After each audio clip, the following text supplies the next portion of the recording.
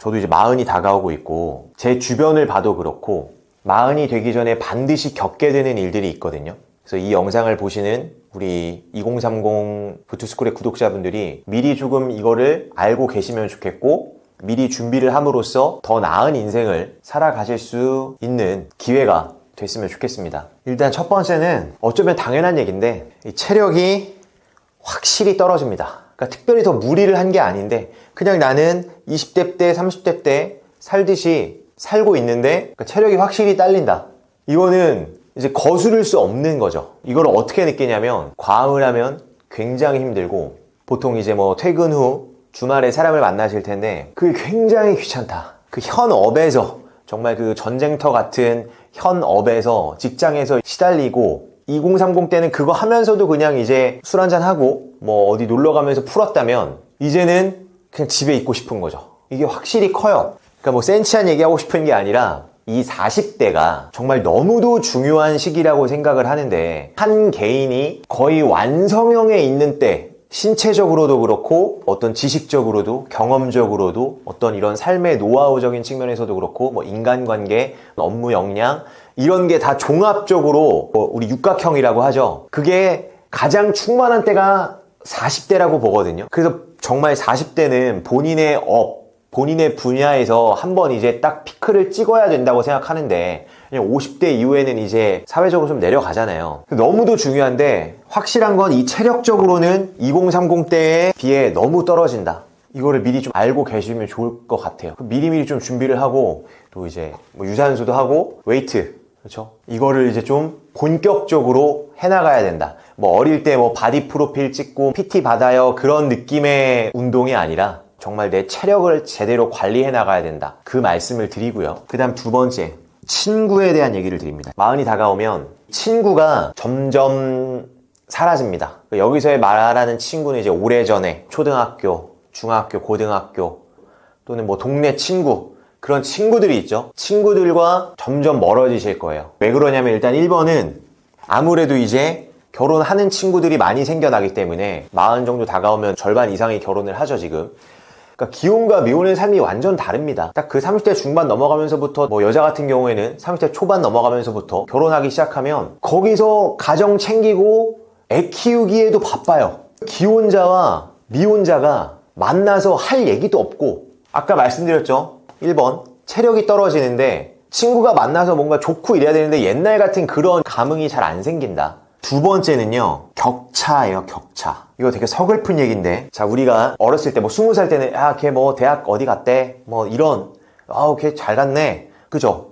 그리고 20대 후반에 이제 뭐 취업할 때 야 그거 걔 뭐 무슨 전문직 됐대 대기업 갔어 걔 공무원 됐어 뭐 이런 걸로 근데 그때의 어떤 그런 소식 듣는 거 그게 그냥 아 부럽다 대단하다 이 정도였다면 이 40이 다가오면서의 격차는요 그렇게 마냥 웃으면서 축하해주고 얘기가 나오지 않습니다.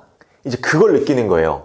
너무 이제 벌어졌다. 사회생활이 지금 남자 같은 경우 10년 이상을 했고 여자 같은 경우는 15년 이상을 해나가는데 이 차이가 많이 벌어집니다. 그래서 만나면 불편한 거예요.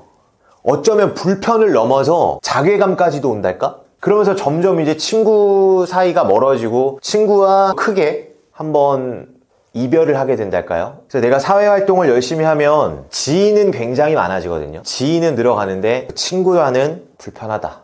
왜냐면 내가 뭔가 자산을 읽었어. 그럼 뭐 이런 걸 알려주고 싶죠. 그럼 그 얘기를 하는 것 자체가 이미 자랑이 돼버리고 잘난 척이 되고 충고질이 되는 거죠. 친구를 뭔가 가르치는 게 돼버리고 그리고 상대적으로 자산을 덜 읽은 친구도 조언을 구하기에 좀 자존심도 상하고 어렸을 때야 그냥 야 뭐 알려줘봐 뭐 이렇게 갔다면 이제 40 즈음에는 그러기가 쉽지 않아요. 심리적으로도. 그래서 이 친구에 대해서 친구란 뭘까? 진정한 친구가 내가 있는가?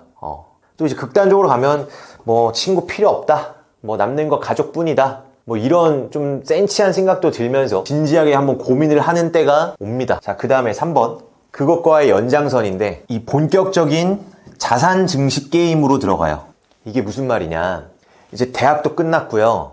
취업도 끝났고요. 결혼도 끝났습니다. 삶의 3대 과제인 대학, 직장, 결혼이 이제 끝나는 시기로 돌입하면서 대부분의 단계들을 다 뛰어넘거든요. 그래서 30대가 참 빡센 건데 이제 남은 거는요, 자산이에요. 자산. 이제 직장 바꿀 수 없어요. 바꿔봤자 이제 그 정도 선인 거고 드라마틱한 변화가 일어나지 않습니다. 이제 이 게임인 거예요. 그래서 보면 상대적으로 막 이제 그런 케이스들이 나와요. 학교도 좋은데 못 갔고 되게 방황했는데 이렇게 본인 뭐 장사를 하다가 그게 잘 된 케이스라든가, 아니면 어렸을 때부터 이런 재테크적으로 빨리 눈을 떠가지고 계속해서 막 투자를 해가지고 몇 억 정도의 순자산을 만든, 그게 뭐 정말 잘한 친구들은 이제 10억 넘어가는 친구들도 있는 거고. 그래서 이 본격적인 자산 증식 게임이다. 이제 학교도 바꿀 수 없고요, 직장도 바꿀 수 없어요. 근데 여기서 이제 삶이 결판이 난다. 그래서 정말 빨리 눈을 떠서 빨리 실행한 사람들은 마흔이 다가오면 이거에 대한 결실을 보는 거고, 아 이런 거는 정말 남일이라고 생각했던 사람들은 쎄하죠. 쎄하다. 아 뭔가 진짜 큰일 났네, 약간 이런 느낌까지도 좀 받는 그 단계입니다. 특히나 우리 푸드스쿨 구독자분들께 제가 강조드리고 싶은 게 이 3번이고요. 그 다음 4번은 죽음에 대한 건데, 집안에 이제 뭐 대표적으로는 우리 뭐 조부, 조모, 외조부, 외조모 해서 이제 뭐 이제 할머니, 할아버지죠. 한번 이제 장례를 치르게 됩니다. 저 같은 경우도 벌써 이제 3번의 장례를 치렀거든요. 그러니까 죽음이라는 거에 대해서 내 직접적인 인간관계 하에서 죽음을 좀 접하게 되면서 한번 인생을 이제 좀 돌아본달까요? 그런 시기도 좀 생기긴 합니다. 굉장히 뭐 슬픈 일이고 힘든 일인데 인간의 이상 누구나 겪게 되는 거고 40 전후로 한 번은 겪게 되는 것 같아요.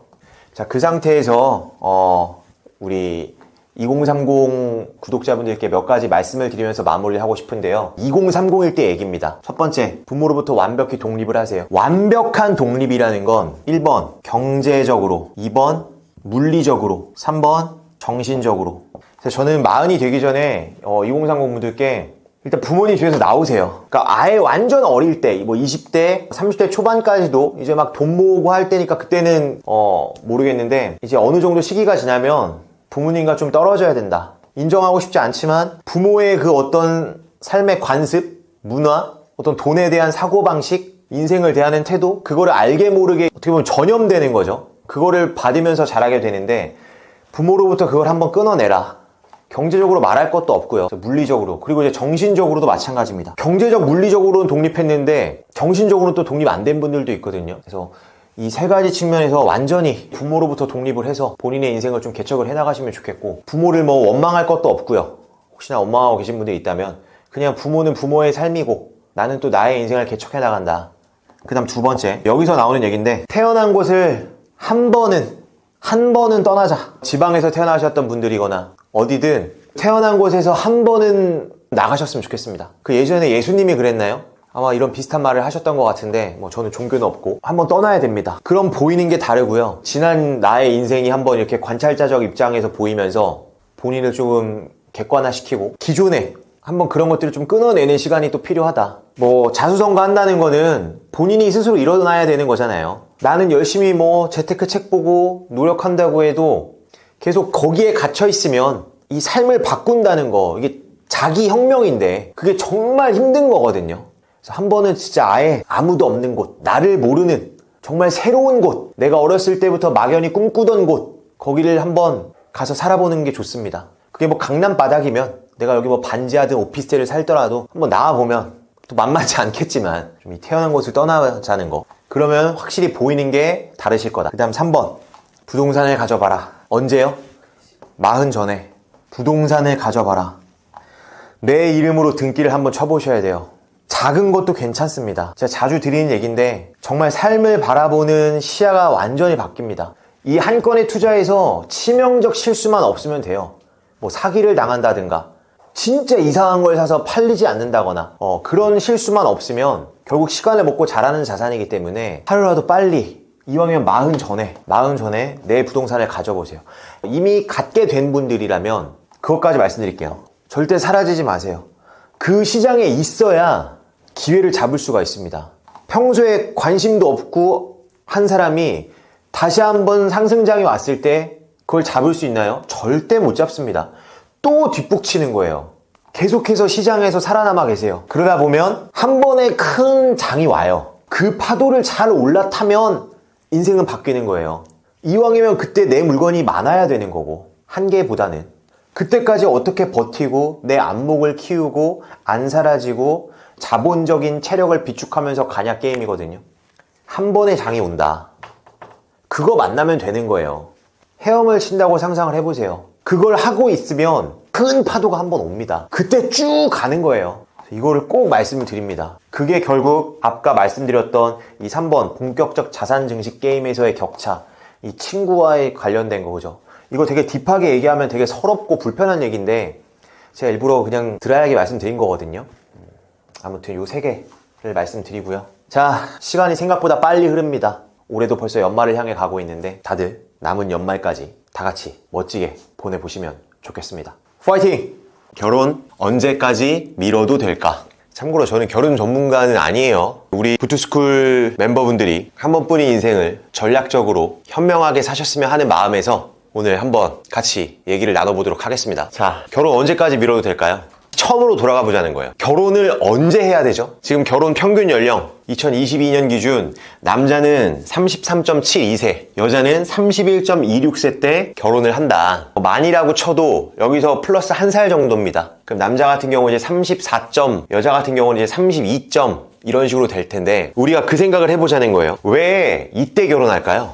20살에 결혼하면 안 되나요? 반대로 50세 때 결혼하면 안 돼요? 한번 생각을 해볼 필요 있죠. 왜 20살 때 결혼 안 하지? 왜 성인 되자마자 결혼 안 하지? 인생이 100세 시대라고 하는데 한 반쯤 살고 50세쯤 가서 결혼하면 안 되나? 한번 곰곰이 생각을 해볼 필요가 있고, 근데 대다수의 사람들이 그 나이 때에 그 행위를 하는 건 가장 합리적인 선택이라는 판단들을 하는 거죠. 남자의 경우 이 나이가 지나가고 있어, 여자의 경우 이 나이가 지나가고 있어. 그러면 나는 이 세상을 살아가는 대부분의 사람들보다 늦어진 선택을 하고 있는 겁니다. 그걸 일단 본인이 인지하고 있는 게 중요하고 정신승리하면 안 되고, 그 상태에서 이걸 과연 언제까지 미뤄도 될까 생각을 해보자는 거예요. 자, 보세요. 33.72세래요, 남자가. 그러면 35까지 미뤄도 될까요? 36은 어때요? 7, 8, 9, 40대 때는 어때요? 마찬가지로 여자 입장에서 32, 3, 4, 40, 50 어때요? 자, 여기서 우리가 관점을 조금 달리할 필요가 있는데, 결혼이라는 행위가 어떻게 성사가 되느냐, 내가 하고 싶다고 하는 게 아닙니다. 물론 내가 하고 싶을 때 하는 거지만 상대방이 허락을 해줘야 되는 거예요. 결혼을 내가 예비 배우자를 뭐 강제로 하나요? 내가 결혼하자 했는데 상대방이 안 할 수 있잖아요. 반대로 나는 할 생각이 없는데 상대방이 하자고 할 수가 있고. 그러니까 여기서 뭔가 설득 또는 이제 뭐 남녀 간의 어떤 유호, 이런 과정이 필요한 건데, 그러니까 상대방의 입장을 우리가 알아야 된다. 또 하나의 관점을 더 추가해 봅시다. 결혼을 왜 하죠? 기본적으로 결혼의 밑바탕에는 출산을 하겠다, 가정을 일구겠다가 있는 거예요. 이 목적이 깔려있기 때문에 결혼을 하는 거지, 그냥 사랑한다고만 해서 결혼을 하지 않는단 말이에요. 그럼 연애하고 그냥 살지. 그러면 우리가 여기서 하나 더 알고 있어야 되는 개념이 뭐냐, 출산을 언제까지 할 수 있느냐. 그럼 출산을 누가 하죠? 출산을 여자가 합니다. 남자가 하고 싶다고 할 수 있는 게 아니잖아요. 그럼 여자가 출산을 언제까지 할 수 있지? 라는 개념이 또 중요하다. 왜냐면 이 출산을 내가 평생 할 수 있는 게 아니잖아요. 결혼이 어떻다고요? 상대방의 마음을 알아야 된다. 설득을 하려면, 설득이 되려면. 남자가 결혼을 하는 이유는 출산과 가정을 일구기 위해서예요. 그럼 여자 입장에서는 이 나이가 넘어가면 출산이 힘들기 때문에 남자 입장에서는 배우자로서의 매력도가 급격히 떨어진다. 언제까지 미뤄야 될까요? 하면 기준선이 이 나이인 겁니다. 여자 입장에서는 만 35세가 넘어간다면 예비 배우자, 남자가 나에게 느끼는 결혼 상대방으로서의 가치는 급격히 떨어지는 겁니다. 내가 지금 이 나이가 넘어가, 나 지금 이미 40이 넘었어, 그럼 나는 결혼이 안 되니? 그건 아니죠. 그럼 그거는 어떤 거예요? 우리가 생각하는 이런 출산과 가정, 전통적 의미에서의 결혼이 아니라 그냥 나이 들어서 마음에 맞는 어떤 소울메이트를 만나서 둘이 그냥 애를 갖지 않고 앞으로 살아가겠다, 딩크족으로. 그런 류의 결혼을 하는 거죠. 뭐 입양을 하든 둘만 살든. 근데 여하튼 확률적으로 그런 삶을 추구하는 남자는 적잖아요. 남자 입장에서 생각을 해야 된다는 거예요. 그럼 여자 입장에서 그걸 알아야지. 나는 어떻게든 애를 낳고 출산을 하고 그런 전통적인 형태의 결혼을 할 거냐, 스스로에게 질문을 던져야죠. 나는 그걸 할 거야. 그럼 서둘러야 되는 거고, 나는 애 낳고 이런 거 안 할 거고 그냥 이렇게 살다가 나중에 정말 마음에 맞는 남자가 있다면 그때 결혼할래. 그것도 오케이. 그런 생각을 갖고 있는 남자를 만나야겠죠. 그럼 확률적으로 굉장히 힘들어지는 구간으로 들어갈 거다. 그러니까 지금 말하는 건 전통적 의미에서의 결혼이에요. 내가 이 안에서 할 거냐, 아니면 이걸 넘어가서 이쪽에서 할 거냐. 그럼 그 기준은 베이비다. 자, 그럼 반대로 남자 입장에서, 남자의 경우 여기서 상대적으로 유리한 게 나옵니다. 만 35세였는데 여자의 경우, 남자의 경우는 뭐 40대 넘어가도 50대 넘어가도 출산이 가능하단 말이에요. 그러니까 냉정에 의해서 50이 넘어도 애는 날 수가 있어요. 사례들 보면 그렇잖아요. 그럼 똑같은 거예요. 내가 출산과 가정을 일구는 전통적 의미에서의 결혼을 할 거냐? 그럼 마찬가지로 여성의 가임 연령을 봐야죠. 그럼 이 생각을 해야 되는 거예요. 내가 가임 가능 여성이 설득이 될까? 유혹이 될까? 남자 결혼 평균 연령은 33.7이라 그랬습니다. 내가 40이 됐어. 여자가 설득이 될까? 내가 50이 됐어. 가임 가능 연령의 여자에게 설득이 될까? 여성의 입장에서 나라는 상품이 언제까지 매력적인 배우자로서 설득이 될까? 내가 30대 후반이 됐어. 근데 내가 여자에게 설득이 될 것 같으면 설령 40대가 돼도, 아니 50이 됐어도 내가 설득이 될 것 같으면 밀어도 된다는 거죠. 극단적인 예를 들어서 우리 누구 있을까요? 유명한 사람 중에 요새 서울의 봄 배우 정우성 씨 한 50 정도 되지 않았나요?